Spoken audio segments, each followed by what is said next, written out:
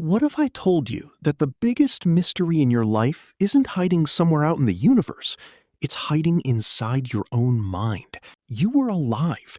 You laughed, you cried, you learned to recognize faces. You took your very first steps, yet you can't remember any of it. It's as if the first few years of your life were completely erased. So, where did those memories go? And what if I told you they were never really lost in the first place? Every single person watching this video has lived through thousands of moments as a baby. The first time someone held you, your first birthday, the first word you ever tried to say. Those moments happened.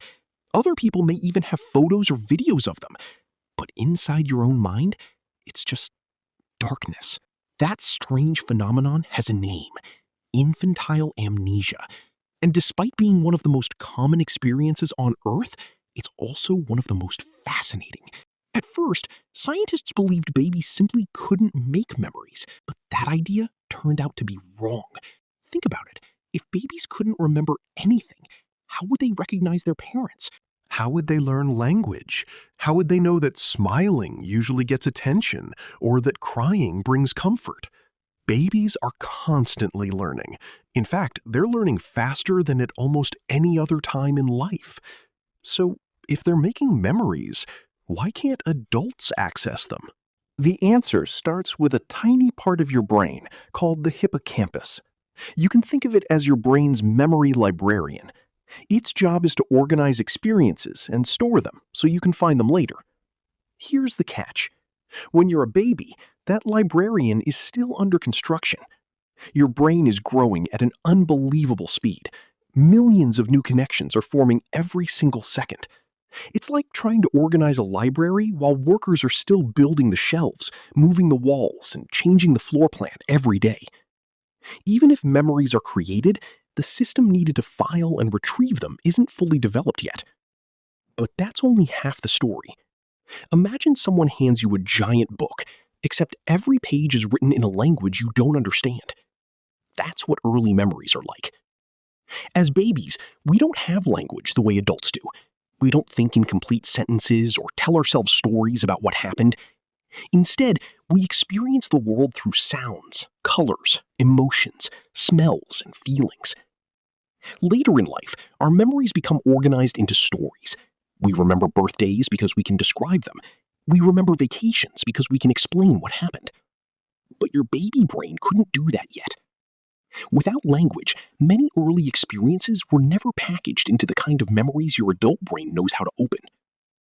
Now here's where things get even stranger. Some researchers believe your earliest memories may not actually be gone. They're just inaccessible. Think of an old computer with files stored on a disk that modern computers can't read anymore. The information might still exist, but the software needed to open it has changed. Your brain changes so dramatically during childhood that the you who experienced those moments is almost like a different version of yourself. In fact, by the time you're an adult, most of the cells and connections involved in those earliest memories have been remodeled again and again. It's almost like trying to remember a dream you had years ago. But if those memories disappear, why do early experiences matter so much? Because even memories you can't consciously recall can still shape who you become. A baby who grows up surrounded by love may develop a deep sense of safety without remembering a single hug.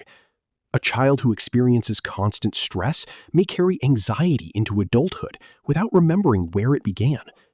Your brain remembers patterns, emotions, and habits, even when your conscious mind remembers nothing.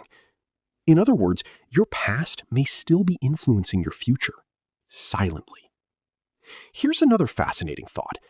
Have you ever looked at an old baby photo and suddenly felt like you almost remembered that moment?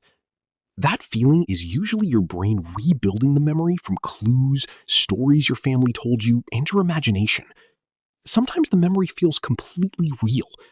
But scientists have found that many of our earliest memories are actually reconstructions rather than recordings.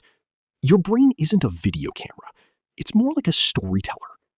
Every time you remember something, your brain recreates it, filling in missing pieces without you even noticing. That means some of your most vivid childhood memories may not be exactly how they happened at all. Isn't that incredible?